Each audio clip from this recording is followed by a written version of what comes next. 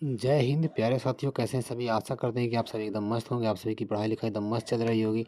तो मैं आपको आप सभी एग्ज़ाम 2026 की तैयारी ज़ोर शोर से कर रहे होंगे। मैं आप सभी के एग्ज़ाम को और आसान बनाने के लिए लेके चला आया हूँ टेंथ के केमिस्ट्री का जो पहला चैप्टर है रासायनिक अभिक्रिया एवं सभी समीकरण के कुल 30 प्रश्न लेके चला आया हूँ।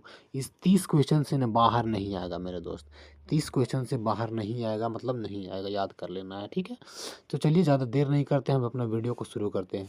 तो हमारा सबसे पहला सवाल क्या कहता है कि संक्षारण के कारण तांबे के ऊपर कौन सी रंग की परत चढ़ जाती है। मतलब संक्षारण के कारण तांबे के ऊपर कौन सी रंग की परत चढ़ जाती है। जैसे तांबा का क्षरण होता है ना, तो कौन से रंग का परत चढ़ जाता है उसके ऊपर। कौन से रंग का परत चढ़ जाता है, हमारा कुछ ऑप्शन दिया गया है इस तरह से। ऑप्शन है कि काला रंग का, पीला रंग का, या हरा रंग का, या भूरा रंग का। तो आप देखिए, अगर किसी को पता है ना तो आप ज़रूर कमेंट में आप ज़रूर बताइएगा कि इसका कमेंट में आप बता दीजिएगा कि इसका सही आंसर क्या होगा। और टेंथ वाले जितने आपके फ्रेंड हैं उनके पास शेयर कर दीजिए, ताकि उनको ज़्यादा टेंशन ना हो एग्ज़ाम को लेकर एकदम से टेंशन नहीं लेना है। चलिए ज़्यादा देर नहीं करते हैं। आप किसी को आंसर पता होगा तो बता दीजिए, जैसे कि इसका आंसर क्या होगा। तो क्या होता है ना कि आप बहुत दिन तक जब आप छोड़ देंगे ना किसी चीज़ को, जैसे तांबा को आप बहुत दिन तक छोड़ देंगे ना, तो उसके ऊपर ना हरा रंग का लेप चढ़ने लगेगा। तो वो ना हरा हरा होने लग जाता है, हरा कलर का हो जाता है। तो इसका सही आंसर क्या हो जाएगा, हरा रंग हो जाएगा। तो इसका सही आंसर होगा हरा रंग। अगला देखते हैं, अगला हमारा क्वेश्चन क्या कहता है। अगला नंबर क्वेश्चन कहता है कि निम्नलिखित अगला क्वेश्चन कह रहा है कि निम्नलिखित समीकरण H2 + Cl2 2HCl है। निम्नलिखित समीकरण है। निम्नलिखित मतलब एक समीकरण दिया गया है। समीकरण कुछ इस तरह से दिया गया है कि H2 + Cl2 H2 + Cl2 को अभिक्रिया कराया गया 2HCl है। ये मतलब कौन सा अभिक्रिया है, कैसा अभिक्रिया है। एक अपघटन अभिक्रिया, एक संयोजन अभिक्रिया, एक द्विस्थापन अभिक्रिया, कि एक विस्थापन अभिक्रिया, एक विस्थापन अभिक्रिया। तो ये कैसा अभिक्रिया है दोस्त। ये जो अभिक्रिया है, ये अभिक्रिया है हमारा, ये एक संयोजन अभिक्रिया है। ये हमारा एक संयोजन अभिक्रिया है। इसका भी सही आंसर हो जाता है। अगला नंबर क्वेश्चन देखते हैं। क्वेश्चन नंबर 3 क्या कहता है। क्वेश्चन नंबर 3 क्या कह रहा है। क्वेश्चन नंबर 3 कह रहा है कि संगमरमर मार्बल का रासायनिक सूत्र क्या होता है। मार्बल जो होता है, मार्बल का रासायनिक सूत्र क्या होता है। CaO होता है, CaCO3 होता है, CaOH2 होता है, कि CaSO4 होता है। CaSO4 होता है। निम्न में से कौन सा सही इसका आंसर होता है। तो देखो, मार्बल का जो सही सूत्र होता है वो होता है CaCO3। संगमरमर का सूत्र होता है CaCO3। CaCO3 इसका सही आंसर हो जाता है। संगमरमर का सूत्र होता है CaCO3। अगला क्वेश्चन देखते हैं। क्वेश्चन नंबर 4 क्या कहता है। क्वेश्चन नंबर 4 कह रहा है कि सिल्वर क्लोराइड AgCl का रंग क्या है। सिल्वर क्लोराइड का रंग क्या होता है। AgCl का रंग क्या होता है। सिल्वर क्लोराइड क्या होता है, श्वेत, हरा, लाल की भूरा। निम्न में से इसका कौन सा सही आंसर होगा। देखो, सिल्वर क्लोराइड, ज़्यादा टेंशन नहीं लेना। जैसे सिल्वर होता है ना, सिल्वर कैसा होता है, सिल्वर हल्का वाइट होता है, तो सिल्वर क्लोराइड भी वाइट ही होता है। टेंशन नहीं लेना है। देखो दोस्त, एकदम टेंशन नहीं लेना है, एकदम आराम से पढ़ना है हर चीज़ को। और आपको ना याद करते चलना है। कि हमको आंसर यहाँ तक याद कर लेना है, ठीक है। अगला क्वेश्चन हम देखते हैं। क्वेश्चन नंबर 5 क्या कहता है। क्वेश्चन नंबर 5 का क्या कहना है जी। क्वेश्चन नंबर 5 कह रहा है कि शाक सब्जियों का विघटन होकर कंपोस्ट बनना किस प्रकार की अभी किस प्रकार की प्रक्रिया है। शाक सब्जी जैसे होता है ना, शाक सब्जी का विघटन हो जाना, मतलब सड़ उड़ के कंपोस्ट बन जाता है। तो ये किस प्रकार की अभिक्रिया है। उष्मा छेपी है, उष्मा शोषी है, विस्थापन है, कि इनमें से कोई नहीं है। उष्मा छेपी है, उष्मा शोषी है, विस्थापन है, कि इनमें से कोई नहीं। हमारा सही आंसर क्या होगा। देखिए, जब भी शाक सब्जी विघटन होकर कंपोस्ट बनाएगा ना, तो ये एक उष्माक्षेपी क्रिया होता है। ये एक उष्माक्षेपी क्रिया हो जाता है। बढ़ते हैं अपने अगले क्वेश्चन की तरफ। Question number 6। क्वेश्चन नंबर 6 कह रहा है क्वेश्चन नंबर 6 कह रहा है कि निम्नलिखित में से किस यौगिक का उपयोग श्याम श्वेत फोटोग्राफी की लिए अभिक्रिया में होता है। निम्नलिखित में से जैसे फोटोग्राफी अभिक्रिया के लिए निम्नलिखित में से किस यौगिक का उपयोग किया जाता है? NaCl का, SiCl4 का, AgBr का कि AgCl का? निम्नलिखित में से किसका उपयोग होता है? तो देखो सिल्वर ब्रोमाइड का जो उपयोग है, फोटोग्राफी के लिए सिल्वर ब्रोमाइड का उपयोग किया जाता है। AgBr, जब भी फोटोग्राफी की बात आएगी दोस्त, फोटोग्राफी की बात आएगी तो आपको याद कर लेना है AgBr। AgBr मतलब बोलते हैं ना कि एजी चलिए फोटो खिंचवाते हैं, मतलब फोटोग्राफी में AgBr आता है, सिल्वर ब्रोमाइड। अगला क्वेश्चन क्या कहता है? क्वेश्चन नंबर हमारा क्वेश्चन नंबर कितना है? क्वेश्चन नंबर 7 है। क्वेश्चन नंबर 7 क्या कहता है कि विकृत गंधिता को रोकने के लिए चिप्स या खाद्य पदार्थ के पैकिंग में कौन सी गैस मिलाई जाती है?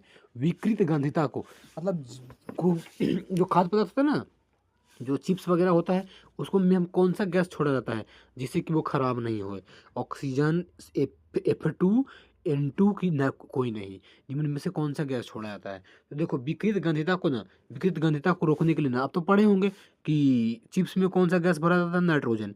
चिप्स में नाइट्रोजन भरते हैं। अब नाइट्रोजन को भरा इसलिए जाता है ताकि जो उसमें खाद्य पदार्थ है, उसमें जो खाने वाला सामान है, वो खराब ना हो, वो वैसा का वैसा ही रहे, तो इसीलिए हम ना उसमें मिलाया जाता है। क्वेश्चन नंबर 8 कह रहा है कि प्राकृतिक गैस का दहन किस प्रकार से रासायनिक अभिक्रिया का उदाहरण है? प्राकृतिक गैस का दहन किस प्रकार से रासायनिक अभिक्रिया का दहन है?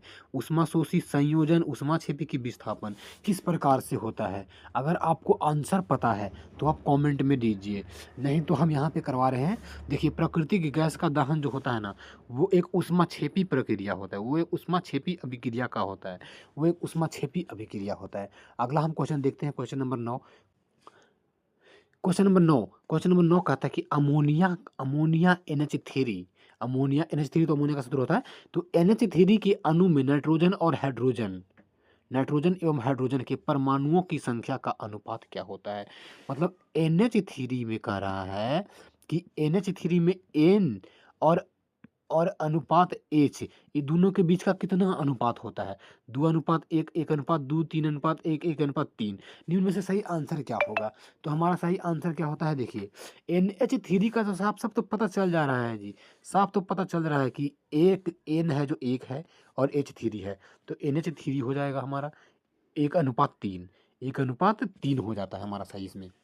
एकदम NH3 में साफ दिख रहा है हमको दोस्त, NH3 में साफ दिख रहा है कि नाइट्रोजन 1 गो है और हाइड्रोजन 3 गो है, तो 1:3 हो जाएगा। हम अपना अगला क्वेश्चन देखते हैं।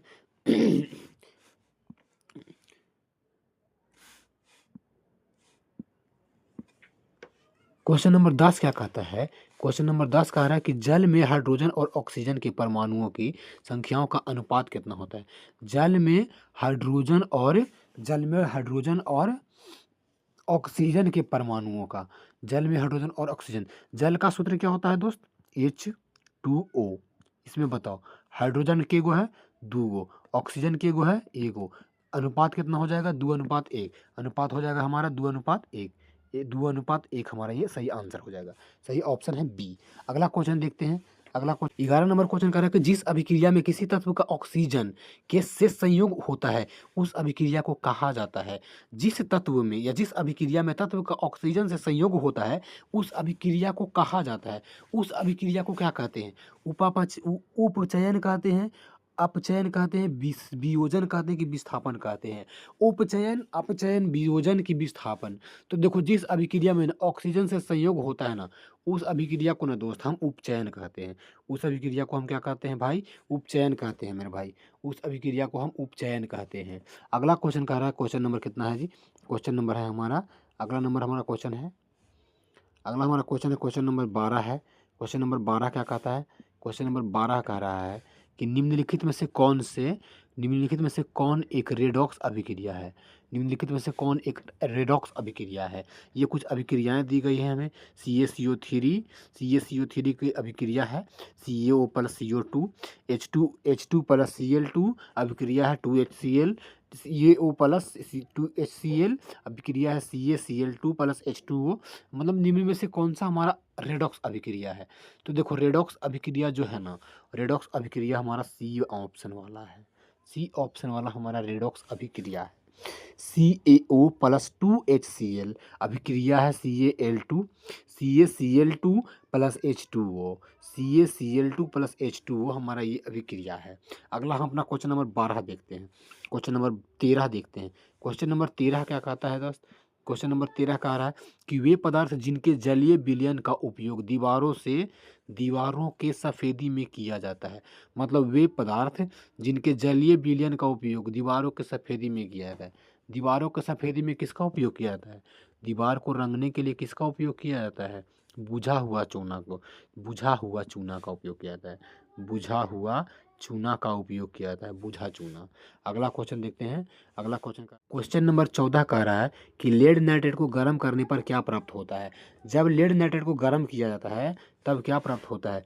O2 प्राप्त होता है कि NO2 प्राप्त होता है कि NO2 और N2 प्राप्त होता है कि NO2 और O2 प्राप्त होता है? जब लेड नाइट्रेट को आप गर्म करेंगे ना दोस्त तो आपको मिलेगा NO2 और N2। लेड नाइट्रेट को गर्म करने पर आपको मिलेगा NO2 और N2 मिलेगा। अगला हम क्वेश्चन देखते हैं। क्वेश्चन नंबर 15 हमारा कह रहा है कि भोजन का पाचन किस प्रकार की अभिक्रिया है? भोजन का पाचन किस प्रकार की अभिक्रिया होती है? तो देखो भोजन का पाचन जो होता है वो किस प्रकार की अभिक्रिया होती है? ऑप्शन इस प्रकार से हैं: उपचयन, संयोजन, अपचयन की विस्थापन। तो भोजन का पाचन न उपचयन होता है, उपापचय जो होता है ना, मेटाबॉलिक रिएक्शन, तो वो एक मेटाबॉलिज्म होता है, उपचयन होता है। अगला क्वेश्चन देखते हैं। क्वेश्चन नंबर 16 का कह रहा है कि CuSO4 के विलयन में लोहे के कील डालने पर किस धातु का विस्थापन होता है? किस धातु का विस्थापन हो जाता है? जैसे कि कह रहा है कि CuSO4 का एक विलयन है, उसमें आप लोहे की कील डालेंगे मतलब Fe मिलाएंगे, तब कौन सा जो किस धातु का विस्थापन हो जाएगा? किस धातु का? तो देखो लोहे का जब कील डालेंगे ना तो उसमें से ना Cu बाहर निकल जाएगा, कॉपर जो है, कॉपर उसमें से बाहर निकल जाएगा, कॉपर का विस्थापन हो जाएगा, कॉपर का विस्थापन होता है। अगला आंसर देखते हैं। 17 नंबर क्वेश्चन क्या कहता है? 17 नंबर का क्वेश्चन हमारा कह रहा है कि निम्नलिखित अभिक्रियाओं में अपघटन की अभिक्रिया कौन है? निम्नलिखित अभिक्रियाओं में अपघटन की अभिक्रिया कौन है? निम्नलिखित में से कौन सा अभिक्रिया अपघटन है? ए है, बी है, सी है, डी है, कुछ इस प्रकार से अभिक्रिया है। तो निम्नलिखित में से कौन सी अभिक्रिया अपघटन की है? हमारा जो ऑप्शन सी वाला जो है ना दोस्त, सी वाला जो ऑप्शन है, सी हमारा यही है अपघटन की अभिक्रिया, यही होती है अपघटन की अभिक्रिया। आपका ऑप्शन सी में जो है ये option 2KCO3 2KCl plus 3O2 ये हमारा अपघटन की प्रक्रिया है। अगला क्वेश्चन देखते हैं। अगला क्वेश्चन कह रहा है 18 नंबर का क्वेश्चन। क्वेश्चन नंबर 18 का कहता है कि निम्नलिखित में से कौन एक अपघटन अभिक्रिया का उदाहरण नहीं है? निम्नलिखित में से कौन एक अपघटन अभिक्रिया का उदाहरण नहीं है? निम्नलिखित में से कौन एक अपघटन अभिक्रिया का उदाहरण नहीं है? CaCO3 CaO plus CO2। दूसरा अभिक्रिया है 2KClO3 2KClO3 2KCl plus 3O2 H2 plus Cl2 H2 plus Cl2 और 2HCl। मानव शरीर में भोजन का पचना, निम्न में से कौन एक अपघटन अभिक्रिया नहीं है? तो देखो दोस्त अपघटन अभिक्रिया न ई भी है, ये भी है हमारा, और ये भी हमारा जो सी आंसर है, सी ऑप्शन है, ये एक अपघटन अभिक्रिया नहीं है। ये हमारा जो है ये अपघटन अभिक्रिया नहीं है। तो हमारा सही आंसर हो जाएगा सी। सही आंसर हमारा क्या हो जाएगा? सी। क्वेश्चन नंबर 19 क्या कहता है? क्वेश्चन नंबर 19 के बारे में अगर हम देखेंगे तो क्वेश्चन नंबर 19 कह रहा है कि जिस अभिक्रिया में किसी तत्व का हाइड्रोजन से संयोग हो उस अभिक्रिया को कहा जाता है। जिस अभिक्रिया में किसी तत्व का संयोग न हाइड्रोजन से हो तो उसको हम क्या कहते हैं? वियोजन, उपचयन की अपचयन की विस्थापन। वियोजन, उपचयन, अपचयन की विस्थापन हम क्या कहते हैं उसे? हम उसे कहते हैं अपचयन। हम उसे कहते हैं अपचयन। हमारा सही आंसर हो जाएगा सी। जब हाइड्रोजन से संपर्क होगा, हाइड्रोजन से संयोग होगा तो उसे हम अपचयन कहेंगे। अगला हमारा क्वेश्चन कह रहा है, क्वेश्चन नंबर 20 क्या कहता है? क्वेश्चन नंबर 20 कहता है कि समीकरण, ये एक समीकरण है, एक समीकरण दिया गया है CaCO3 plus CaO plus CO2 किस प्रकार का रासायनिक अभिक्रिया है, किस प्रकार का रासायनिक अभिक्रिया है? वियोजन संयोजन उभय उभय वियोजन संयोजन उभयगामी अपघटन। कौन सा हमारा होगा इसका सही आंसर? वियोजन संयोजन उभयगामी की अपघटन कौन सा होगा? तो हम इसको कहेंगे, इसमें से जो सही हमारा आंसर होगा, सही आंसर होगा वियोजन। सही आंसर हमारा होगा वियोजन। सही आंसर होता है वियोजन। वियोजन हमारा ये सही आंसर हो जाता है। ये एक वियोजन प्रकार की रासायनिक अभिक्रिया है। वियोजन प्रकार की रासायनिक अभिक्रिया है। क्वेश्चन नंबर देखिए, अगर आपको ना क्वेश्चन समझ में आ रहा है, अगर आपको क्वेश्चन बहुत अच्छे से समझ में आ रहा है, क्वेश्चन नंबर 21, क्वेश्चन नंबर 21 क्या कहता है? क्वेश्चन नंबर 21 कह रहा है कि किसी वस्तु को हवा में जलाने के लिए एक निश्चित न्यूनतम ताप की आवश्यकता होती है जो कहलाती है। एक वस्तु को हवा में जलाने के लिए एक निश्चित न्यूनतम ताप की आवश्यकता होती है। उस ताप को क्या कहते हैं? ज्वलन ताप, सघन ताप, दहन ताप, किनमें से कोई भी नहीं। तो देखो, जब भी आप किसी वस्तु को जलाएंगे ना, तो वस्तु तभी जलेगी जब उसका एक निश्चित ज्वलन ताप होगा। उसका एक निश्चित ज्वलन ताप पर जब वो आएगी तभी वो वस्तु जलेगी। जब तक वो ज्वलन ताप से नीचे रहेगी तब तक वो वही मेरे नहीं जल पाएगी। तो ज्वलन ताप की आवश्यकता होती है। ठीक है, अगला क्वेश्चन को देखते हैं। अगला क्वेश्चन हमारा कहता है कि क्वेश्चन नंबर 22 कह रहा है, क्वेश्चन नंबर 22 क्या कहता है कि वे अभिक्रिया जिसमें अभिकारकों के बीच आयनों का आदान प्रदान होता है जो कहलाती है। वे अभिक्रियाएं जिनमें अभिकारकों के बीच आयनों के आदान प्रदान होता है। अभिक्रिया में ना कुछ इधर से देंगे, कुछ उधर से लेंगे। एक अभिकारक कैसे होता है ना, एक इधर होता है, एक मान लीजिए कि ये बी अभिकारक है और ये ए अभिकारक है। अभी दोनों के बीच कुछ लेन देन होता है, कौन सी के? आयन के। आयन तो धनायन और ऋणायन दो ही होते हैं। तो कुछ plus negative negative positive charge का एक्सचेंजेशन होता है, तो उसे हम क्या कहते हैं? उसे हम क्या कहते हैं? ऑप्शन हमारा है विस्थापन, संयोजन, द्विविस्थापन, रेडॉक्स। निम्न में से कौन सा हमारा सही आंसर हो जाएगा? तो देखिए, सही जो आता है ना, जब भी लेन देन की बात आती है तो दुगो के बीच होगा ना तो द्विविस्थापन होता है। द्विविस्थापन हमारा सही आंसर हो जाता है। द्विविस्थापन हमारा सही आंसर होता है।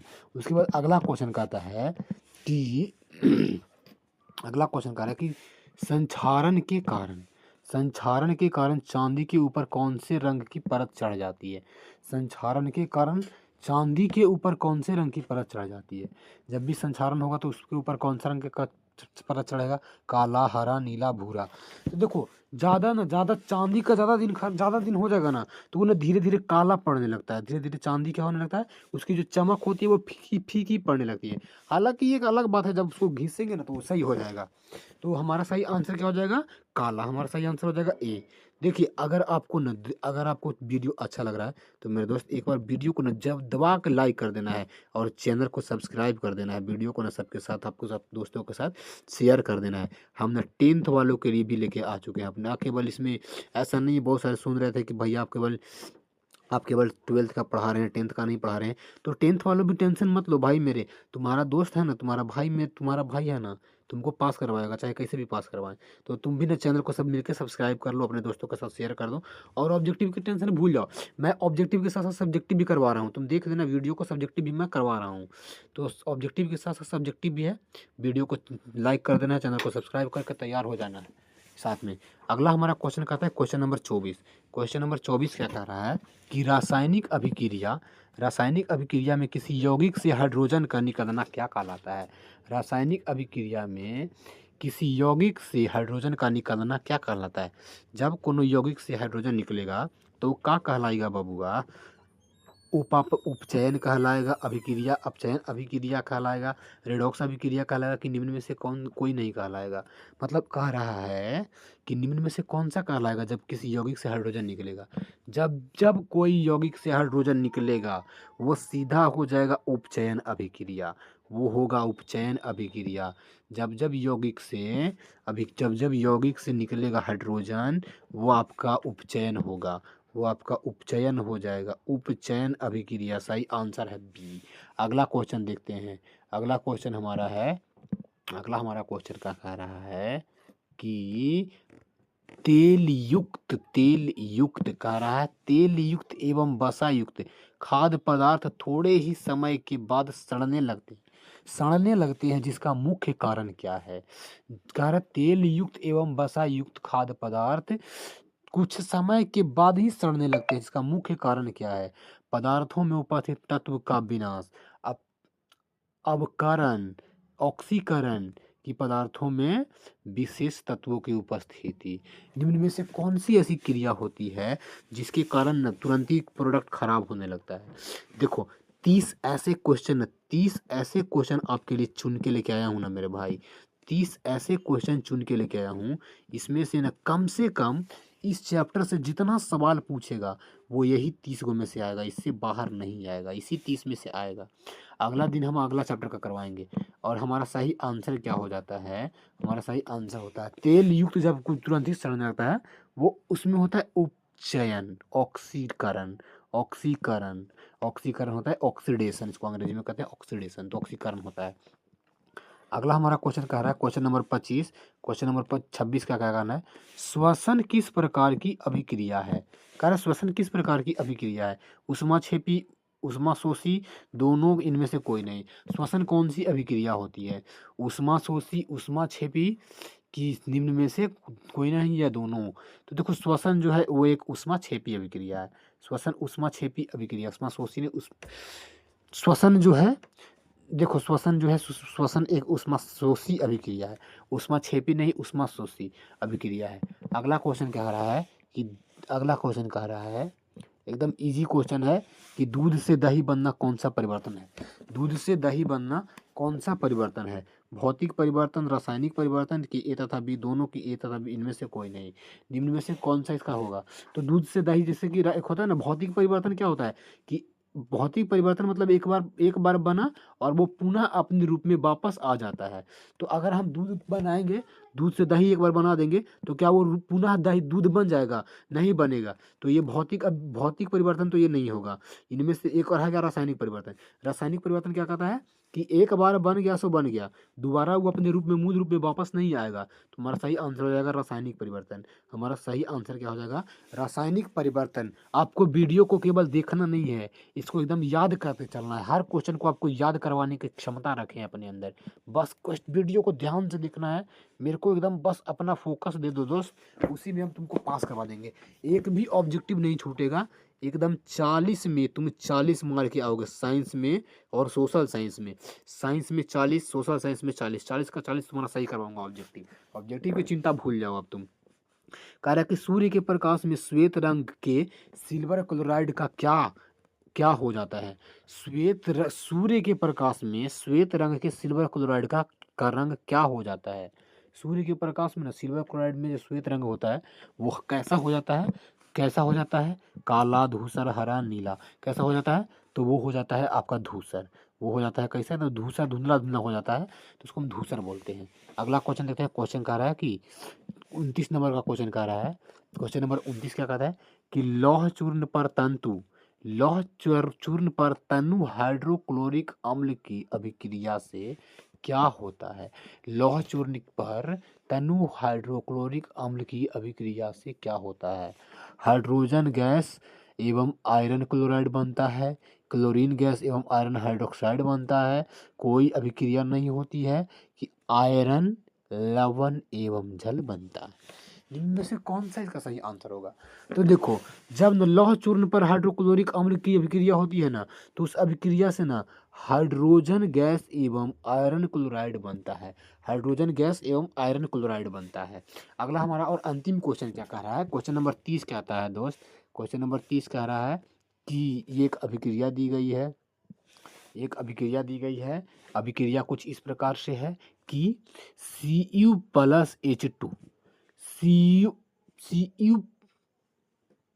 क्वेश्चन नंबर 30 कह रहा है कि CuO plus H2, CuO plus H2, Cu plus H2O किस प्रकार की अभिक्रिया है? ये किस प्रकार की अभिक्रिया है? उपचयन अभिक्रिया है, अपचयन अभिक्रिया है, उदासीकरण अभिक्रिया की रेडॉक्स अभिक्रिया है? तो ये जो अभिक्रिया है CU ने इसको याद कर लेना, बहुत बार एग्जाम में पूछता है, बहुत पूछता है, आनस बना के रख दिया है। ये एक रेडॉक्स अभिक्रिया है। ये कैसा अभिक्रिया है? ये एक रेडॉक्स अभिक्रिया है। ये एक रेडॉक्स अभिक्रिया है। तो ये आपका है जो रेडॉक्स अभिक्रिया है। आशा करते हैं कि आप सभी को वीडियो पसंद आया होगा, आप सभी को सारे क्वेश्चन समझ में आ गया होगा। आप एक बार कमेंट में न ज़रूर बताइएगा दोस्त कि आपने न कितने क्वेश्चन को सही किया है, और आप सभी अपने एक बार 10th वाले सभी दोस्तों के पास शेयर कर दीजिए जो इस बार 2026 में 10th की एग्ज़ाम की तैयारी कर रहे हैं। उनके पास वीडियो को शेयर कर दीजिएगा और बोलिएगा कि टीचिंग जर्नी एस कृष्णा जो हमारा चैनल है, उस चैनल को सब मिल के न एक बार सब्सक्राइब कर लो, सब मिल के सब्सक्राइब कर लो। इस वीडियो को लाइक कर देना है, हम लाइक करते हैं 50 लाइक का रखते हैं लाइक एम। वीडियो को शेयर कर देना है, चैनल को सब्सक्राइब कर देना है और लाइक भी कर देना है, और कुछ अच्छा सा कमेंट कर देना है। कमेंट में लिखिएगा कि आपने कितने आंसर इसमें सही किए हैं। तब तक के लिए जय हिंद, जय भारत। मिलते हैं आपसे अगली वीडियो में। जय बिहार।